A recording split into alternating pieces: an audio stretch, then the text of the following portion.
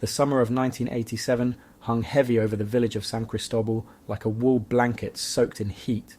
Dust clung to the narrow cobblestone streets that wound between ancient houses, their whitewashed walls cracked and yellowed by centuries of sun. The air shimmered above the terracotta roofs, and even the cicadas seemed to tire of their endless song by midday. In this forgotten corner of rural Spain, nestled in the foothills where olive groves gave way to rocky slopes, tradition ran deeper than the wells that had sustained the village since Moorish times, and faith was woven into the very fabric of daily life, like threads in old tapestry. But one man stood apart. Miguel Alvarez, 35 years old, with calloused hands perpetually stained black from engine grease and a reputation for speaking truths no one wanted to hear, had never been one for church. The village knew him as the mechanic whose small workshop at the edge of town could resurrect any dying vehicle, coaxing life from seized engines and broken transmissions with a touch that seemed almost magical. Farmers brought their tractors when they wheezed and died in the fields, the mayor's Mercedes, the doctor's old seat, the delivery trucks that brought supplies from the city, all found their way to Miguel's garage eventually.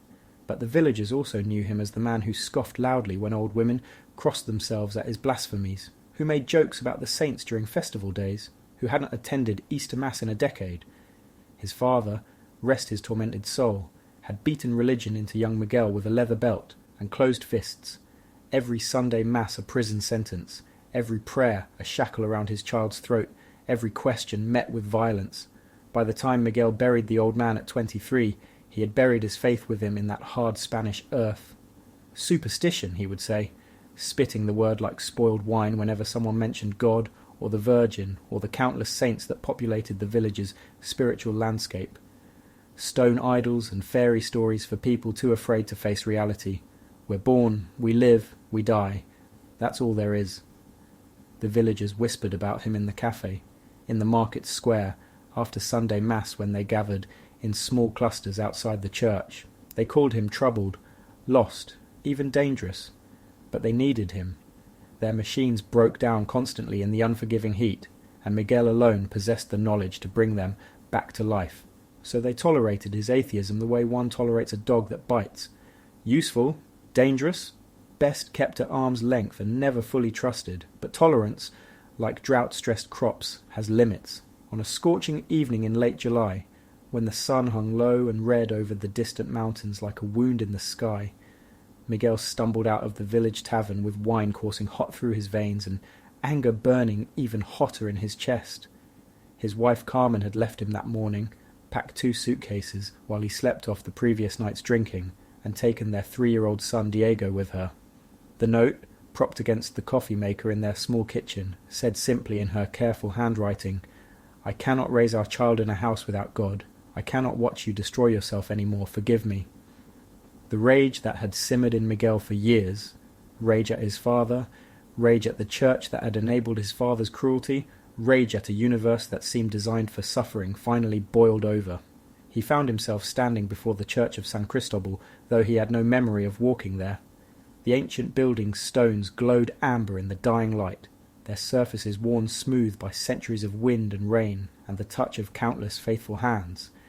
The church had stood for 400 years, surviving wars and plagues and the slow erosion of modernity that had emptied so many rural Spanish churches, and there, in the small courtyard, enclosed by a low stone wall, stood the statue that had presided over the village for 3 centuries, a life-sized Virgin Mary carved from wood and covered in layers of paint renewed every generation, her hands outstretched in eternal blessing, her painted eyes gazing down with infinite tenderness at the village she had watched over since before anyone's great-great-grandparents were born. "You!" Miguel shouted, his voice cracking with emotion, with wine, with 15 years of suppressed fury finally breaking free. "You took my wife! You took my son! You take everything!" The village square emptied as if someone had pulled a drain plug. Mothers grabbed their children's hands and pulled them indoors. Old men playing dominoes at the cafe stopped mid-game and stared. Shutters closed. Even the dogs seemed to slink away into the shadows. Miguel grabbed a rusted iron bar from the bed of his truck, its weight familiar in his hands from years of prying loose seized bolts and stubborn parts. He approached the statue slowly, deliberately, each footfall on the ancient cobblestones echoing in the sudden, terrible quiet. The Virgin's face remained serene, that eternal half-smile painted by some unknown artist 3 centuries ago, neither judging nor forgiving, simply present in that way that had infuriated Miguel since childhood. His father used to drag him past this very statue every Sunday, gripping his small arm hard enough to leave bruises, hissing threats about what would happen if Miguel didn't behave in Mass, didn't pray properly, didn't show proper respect. The Virgin had watched all of it with that same calm expression. "Just stone," Miguel muttered, raising the iron bar. His hands shook. "Nothing but painted wood and lies. People tell themselves to feel less alone." He swung with all the strength in his mechanic's arms, all the rage of 35 years, all the accumulated bitterness of a man who had prayed as a child and received only his father's fists in answer. The sound of shattering plaster and splintering wood rang out like a scream, or perhaps that was someone in the watching houses, someone's grandmother gasping in horror, the Virgin's face cracked down the middle, pale plaster showing through the paint like exposed bone. Her outstretched hands, those hands that had blessed countless weddings and baptisms and funerals, fell to the cobblestones and shattered into pieces. Her body, weakened by the first blow, toppled from its pedestal with the second strike and broke apart at the base of the church steps, scattering painted fragments across the courtyard like the remains of something that had once been holy but was now revealed as nothing more than wood and plaster and old paint. For a moment, one eternal moment, the world held its breath. Then Father Thomas appeared at the church door, his weathered face white as communion wafers, one hand gripping the doorframe as if he might collapse without its support. Behind him, villagers emerged slowly from their homes like creatures emerging after a storm, their faces showing shock, grief, rage, fear. Some of the older women wept openly. Men stood frozen, unsure whether to approach, to stop this, to call the Guardia Civil. "Miguel," the priest whispered, and his voice carried across the silent square like a prayer or a curse. "Miguel, what have you done?" Miguel laughed, a bitter, hollow sound that echoed off the church walls and the surrounding houses. "I destroyed your idol, Father, your precious symbol. Where's your miracle now? Where's your merciful God?" He kicked at the broken pieces, scattering painted wood across the stones. "It's just wood! It never heard your prayers, never answered them, never cared." He threw the iron bar at the rubble with a clang that made several villagers flinch, then turned and walked away with slow, deliberate steps, leaving the shattered Virgin in his wake like a casualty of a private war no one else could see. Behind him, Father Thomas knelt among the broken pieces, his old hands trembling as he gathered fragments, and the villagers stood in witness to something they knew they would never forget, something their children and grandchildren would speak of in hushed tones for decades to come. What Miguel didn't know, what he couldn't know in his rage and pain and wine-soaked certainty, was that one reckless act would follow him, not for weeks or months, but for decades, following him like a shadow, like a debt, like a promise waiting to be kept, until the moment it mattered most. If you're hooked already, smash like, subscribe, and hype this video. And I want to know, have you ever witnessed something you couldn't explain? Drop your city or country in the comments. I love seeing where these stories travel. The village never forgot. How could they? For 3 months, the broken statue lay covered by a tarp in the church courtyard while the village council debated what to do. Some wanted to leave it broken as a warning. Others insisted it must be restored. Money was collected, coin by coin, from the faithful, farmers who could barely afford it, shopkeepers who kept donation jars by their registers, children who contributed their saved allowance. Finally, a craftsman from Seville came to assess the damage. He spent 2 weeks carefully piecing together what could be saved, carving new sections where the destruction had been too complete, repainting her face and hands with painstaking attention to historical photographs. When the statue was finally reinstalled that November, it looked almost exactly as it had before, the same serene expression, the same outstretched hands, the same maternal gaze. But the story of Miguel's desecration had become legend. Mothers told it to their children as a cautionary tale. Priests mentioned it in homilies about the wages of anger and faithlessness. Old men recounted it in the cafe, each telling adding new embellishments until it became difficult to separate fact from a folklore. Some said Miguel was cursed now, that he would die young and bitter. Others pitied him, saying he was clearly sick in his soul and needed prayers, not condemnation. Miguel himself tried not to care. He told himself he felt nothing, not guilt, Not shame, certainly not regret. Carmen had taken Diego to live with her sister in Barcelona, and divorce papers arrived 3 months later. Miguel signed them without contest, without even reading them fully. His workshop remained busy because people's machines kept breaking, and he remained the only one with the knowledge to fix them, though many villagers now dropped off their vehicles and picked them up without speaking to him directly, leaving payment in an envelope rather than handing it to him face to face. But at night, alone in his small apartment above the garage with the smell of oil and metal and old concrete, he sometimes saw her face in his dreams, serene, broken, still gazing at him with those painted eyes that seemed to look past his anger into something deeper he didn't want to examine. The years passed like water through cupped hands, quick and impossible to hold. Miguel's black hair gained grey at the temples, then more grey than black. Lines deepened around his eyes and mouth. His hands, already calloused from a lifetime of work, grew more scarred, more twisted by arthritis that came early from decades of gripping tools in unnatural positions. His workshop prospered in a modest way. People still needed their machines fixed, curse or no curse, and Miguel was simply too good at his trade to avoid. But something in him had hardened after that night, like iron left too long in the forge, becoming brittle even as it grew stronger. His ex-wife Carmen, to her credit, eventually let Diego visit on weekends and summer holidays, once the boy was old enough to travel alone on the bus from Barcelona. The first visit, when Diego was 9, had been awkward and painful. The boy barely remembered his father, kept asking when they could go back to Mama's house, seemed frightened of Miguel's gruff manner and small apartment, and the garage with its dark corners and sharp tools, but slowly, visit by visit, they built something. Not what they'd lost, that could never be recovered, but something new. Miguel taught Diego about engines, about the honest physics of combustion and compression, about how things worked in the real world. No mysticism, no faith in invisible forces, just metal and motion, cause and effect, problems that could be solved with knowledge and the right tools. "Your mother fill your head with church nonsense, Mahoy?" Miguel would ask, occasionally, trying to keep his tone neutral. Diego, growing from a quiet child into an even quieter teenager, would only shrug. "She takes me to Mass on Sundays." "And you believe all that? Heaven and hell, miracles, all of it?" Another shrug, carefully non-committal. The boy had learned early not to choose sides in a war he hadn't started, to love both parents without betraying either. It was a tightrope he walked with impressive grace. But strange things happened over those 15 years. Small things, coincidences easily dismissed by a mind determined not to see patterns where, Miguel insisted to himself, no patterns existed.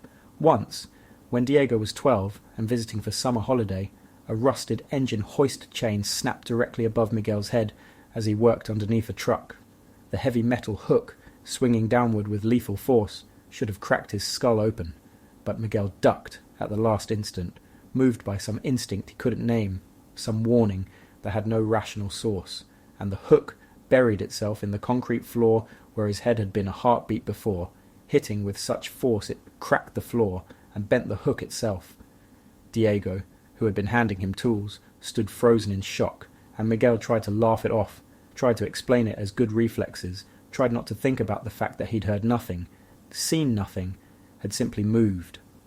Another time, his truck's brakes failed completely on the mountain road above the village. Miguel pumped the pedal frantically as the vehicle picked up speed on the descent, the cliff edge approaching fast on the right side, and he knew with absolute certainty that he was about to die.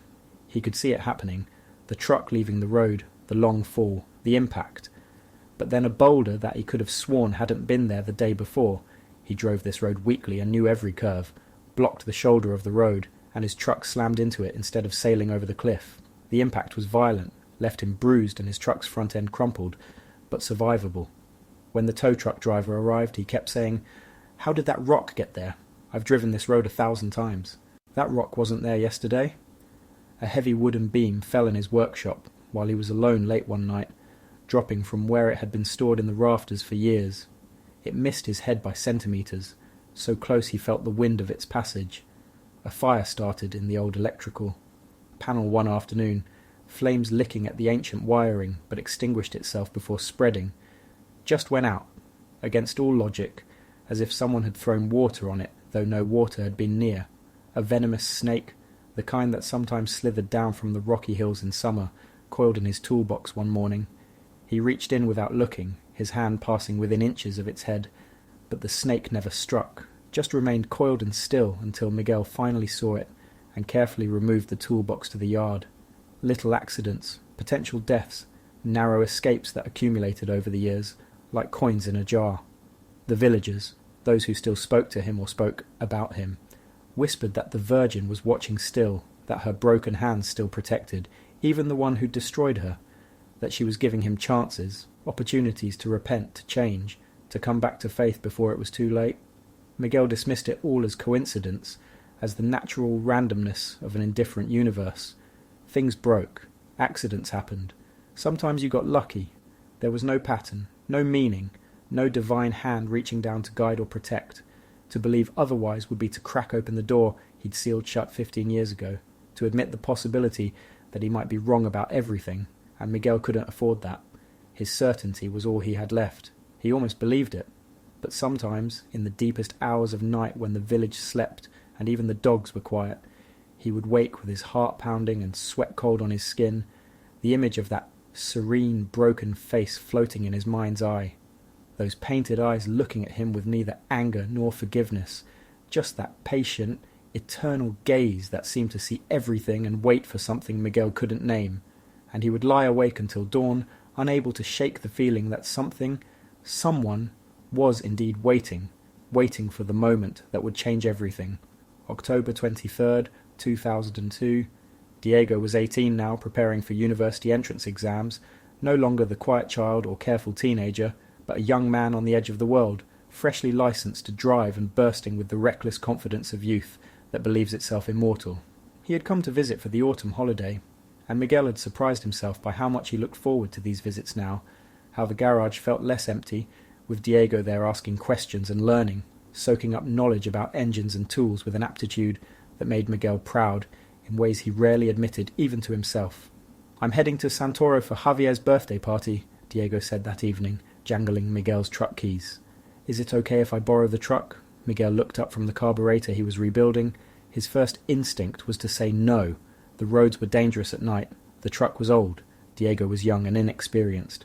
But he saw the hopeful look in his son's eyes, the desire to be trusted, to be treated as an adult. "Be careful," Miguel heard himself say, the words surprising him. "The mountain road is bad at night. Take it slow."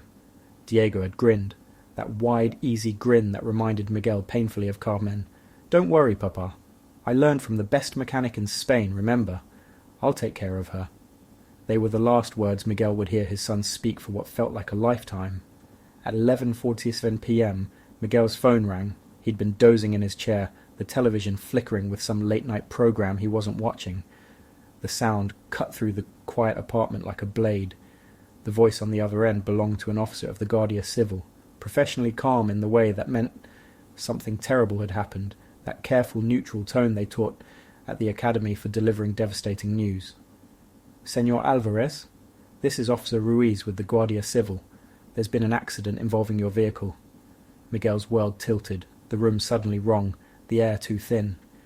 "Your son's vehicle left the road near the old monastery on the mountain pass.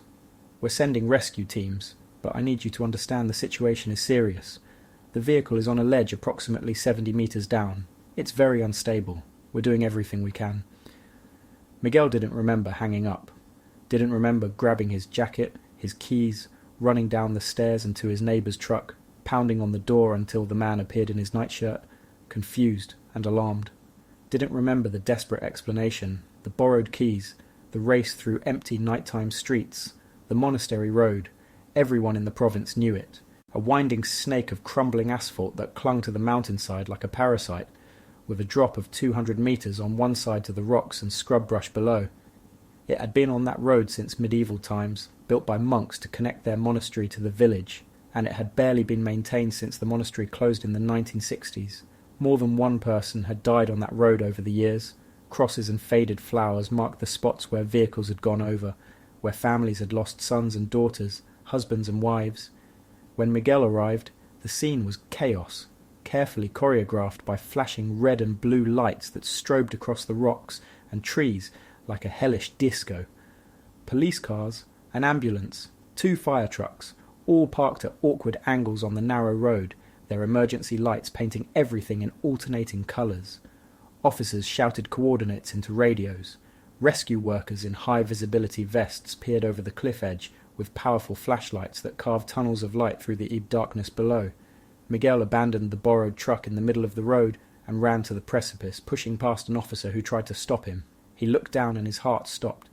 His old pickup dangled 70 metres below, suspended in the darkness like a toy truck held by invisible strings. The vehicle's rear wheels were hooked on a twisted, gnarled tree that grew impossibly from the rock face, one of those tough mountain trees that survived in places where no tree should be able to grow. The truck swayed gently in the cold October wind, metal creaking like a gallows, and Miguel could see that the tree trunk was splitting under the weight, white heartwood showing like exposed bone in the searchlight beams. "Diego!" Miguel screamed into the darkness, his voice raw and desperate. "Diego!" For a terrible moment, nothing. Just the wind and the creak of metal and the static of police radios. Then, faint and frightened, "Papa!" He was alive, trapped in a crushed truck suspended over a 70-metre drop, terrified, but alive. "We can't reach him, senor." The fire captain appeared at Miguel's shoulder, a man in his 50s, with a face that had seen too many tragedies. "The angle is too steep. If we try to rappel down and attach lines to the vehicle, the additional weight and movement might dislodge it from the tree. We're calling for a helicopter with a hoist, but in this wind, at night." He didn't finish. He didn't need to. "How long?" Miguel demanded, gripping the man's arm hard enough to hurt. "How long until the helicopter arrives?" The captain hesitated. 40 minutes, maybe more. It has to come from the provincial capital." Miguel looked at the tree holding his son suspended over death. In the harsh light of the rescue team's floods, he could see the splits spreading, the wood fibres tearing slowly, inexorably. The tree was dying under the strain. He could hear it creaking, a sound like slow torture. 40 minutes. Diego didn't have 40 minutes. The tree would give way long before then. Something broke inside Miguel in that moment. Not his stubbornness, that was too deeply rooted. Not his pride, that was too much a part of him. Something deeper, something more fundamental. The wall he'd built between himself and the universe. Between himself and the possibility of something beyond the material and mechanical. Between himself and the faith he'd rejected. That wall developed a crack, and through it rushed a desperation so pure it burned away everything else. He turned and ran. "Señor!" the captain called after him. "Señor Alvarez, where are you going? We need you here." But Miguel was already in the truck, the engine roaring to life, wheels spinning on the mountain gravel as he executed a sharp turn and accelerated back down the mountain, driving like a madman, like someone who'd lost everything and had nothing left to lose. He drove through the sleeping village, past the dark houses and shuttered shops, past the cafe with its chairs stacked on tables, past the square with its old fountain, straight to the church of San Cristóbal. The church was dark, its heavy wooden doors locked for the night. Miguel didn't care. He pounded on them with his fists until his knuckles split and bled, shouting until his voice cracked and tore. "Father Thomas! Father Thomas! Open up! Please! Por favor!" No answer.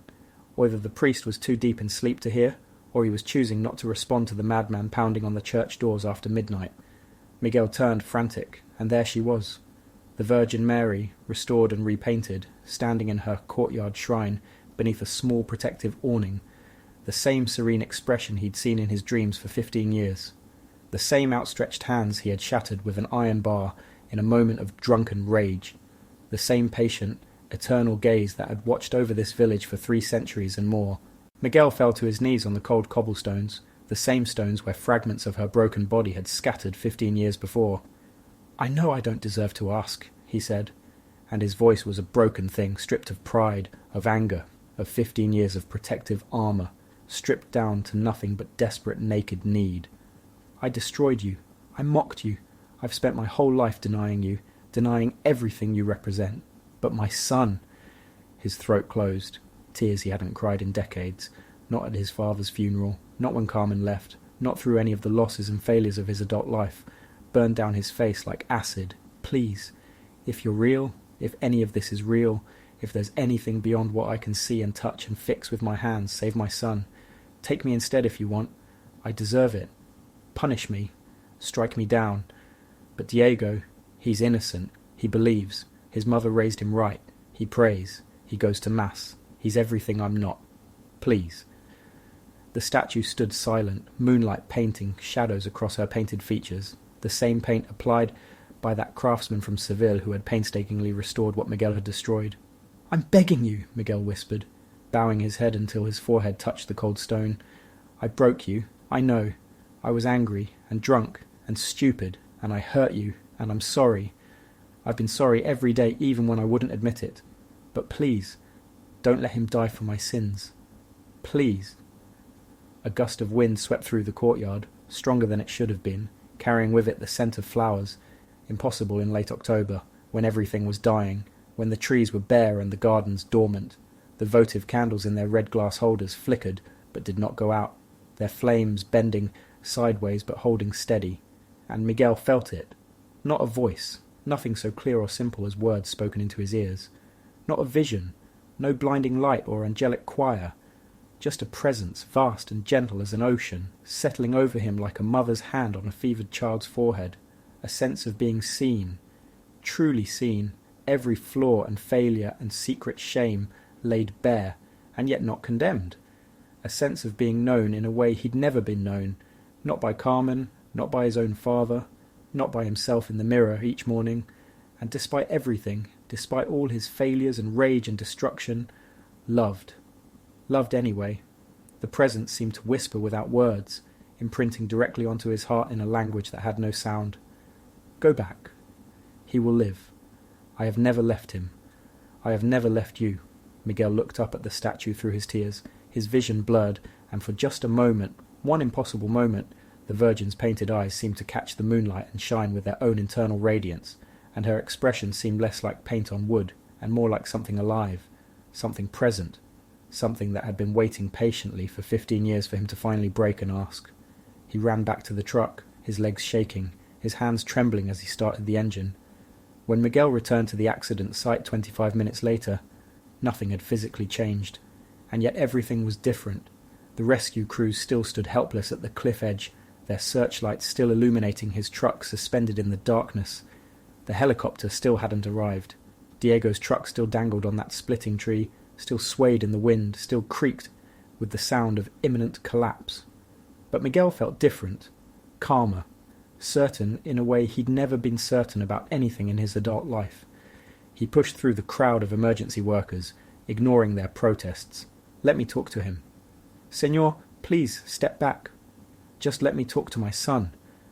Something in Miguel's face, the tear tracks, the blood on his knuckles, the raw conviction in his eyes, made the fire captain step aside. Miguel knelt at the cliff edge and called down, "Diego, can you hear me?" "Papa." The voice was weak, terrified, on the edge of breaking.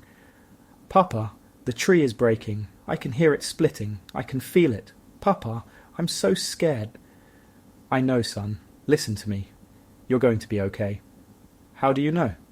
"How can you know?" Miguel looked back at the village, at the church spire silhouetted against the star-filled sky, at the courtyard where a wooden statue stood in silent witness. "Because someone promised me. Someone I should have trusted a long time ago." A strange sound echoed from below, not the crack of breaking wood they'd all been dreading, but something else. A grinding, shifting noise like stone moving against stone, like something massive and impossible happening in slow motion. "Papa, the truck is moving!" Diego's voice rose in panic. "Papa, what's happening?" The rescue workers leaned over with their flashlights, and a collective gasp rippled through them like a wave. The truck was moving, but not falling. It was shifting sideways, slowly, impossibly, as if guided by invisible hands.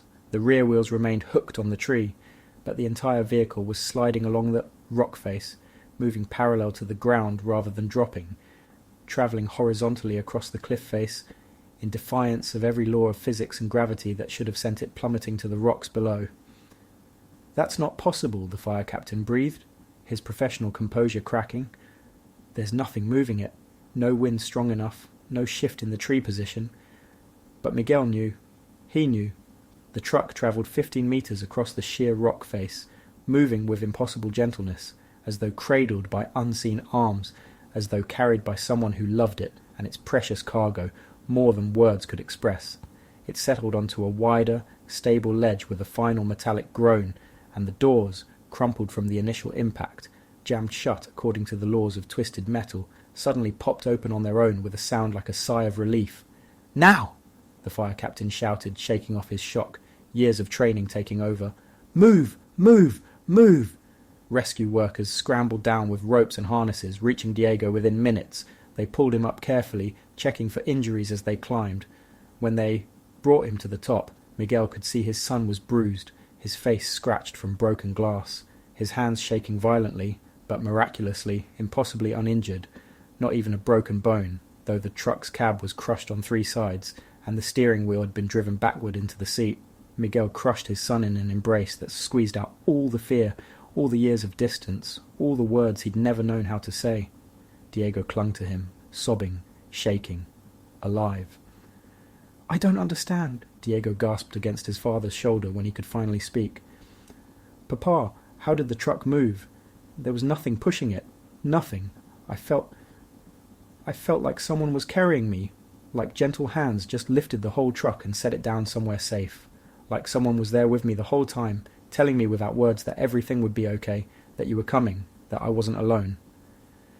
Miguel held his son tighter, his own tears soaking into Diego's hair. "I know, son. I know."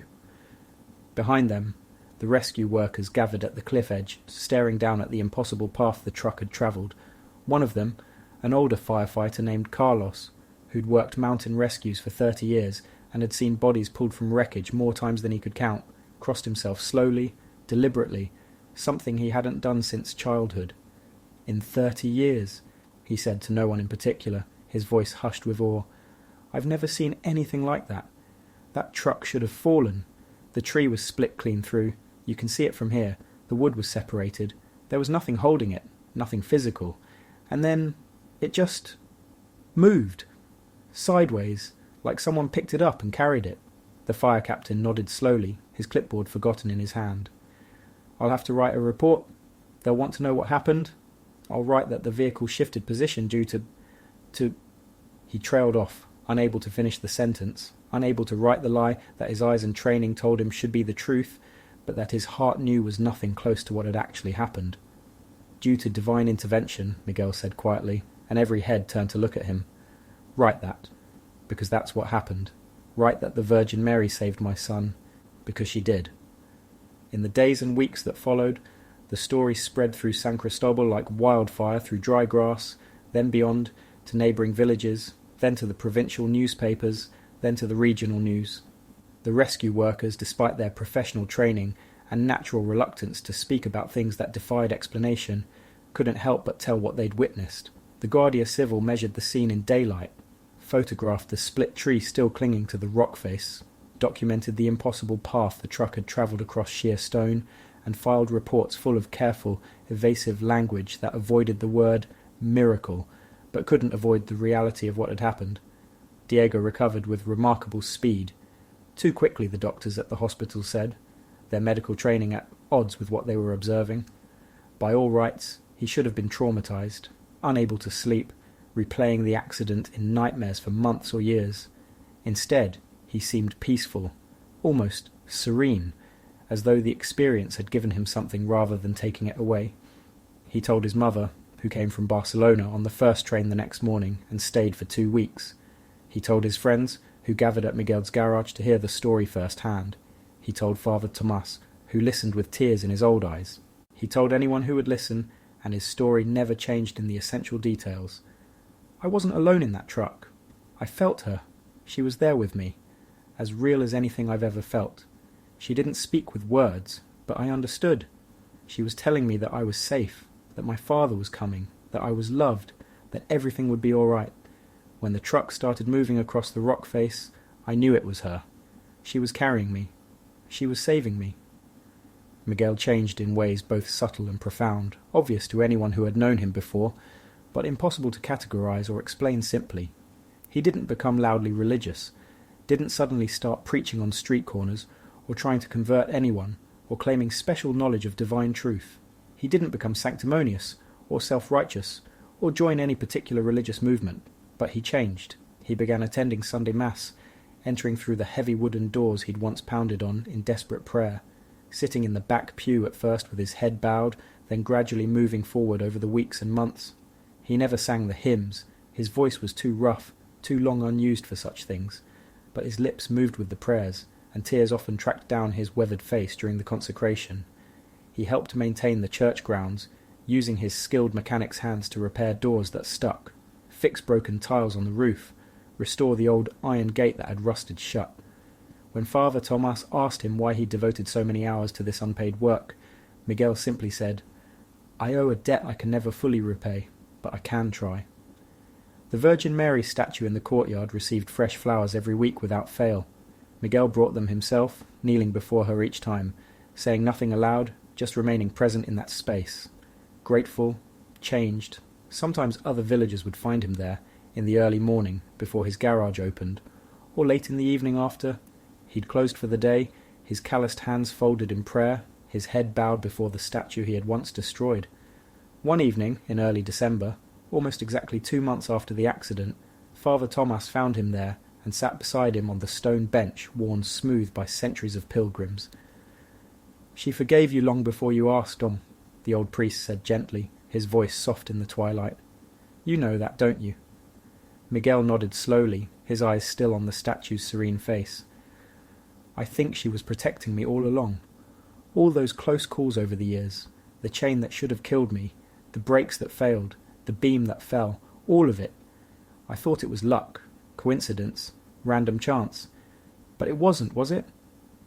"A mother never stops protecting her children," Father Tomas said, and his voice carried the weight of decades of pastoral care, of witnessing faith in all its forms.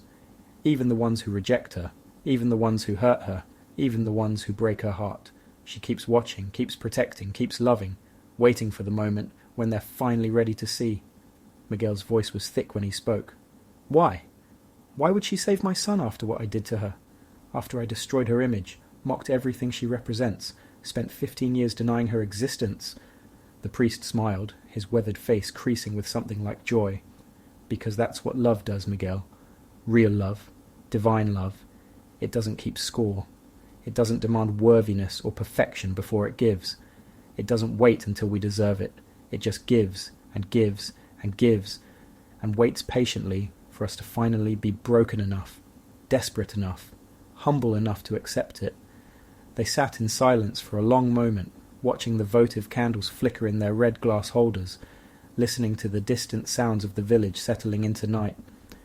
"I wasted so many years," Miguel whispered, and the regret in his voice was a living thing. "No," Father Tomas said firmly, placing a hand on Miguel's shoulder. "You didn't waste them. You spent those years being prepared, being shaped by life and suffering and loss into someone who could finally understand what faith really means. Not rules and rituals, though those have their place. Not fear of punishment or hope for reward, but trust, surrender, love that asks nothing but gives everything. You couldn't have learned that lesson any other way, Miguel. You had to travel through the darkness to finally appreciate the light." Miguel looked at him, this old priest who had witnessed his worst moment and never given up on him, who had prayed for him even when Miguel would have mocked those prayers. "Thank you, Father," he said simply. "Don't thank me," Father Tomas replied, gesturing to the statue. "Thank her. She's the one who never stopped watching over you."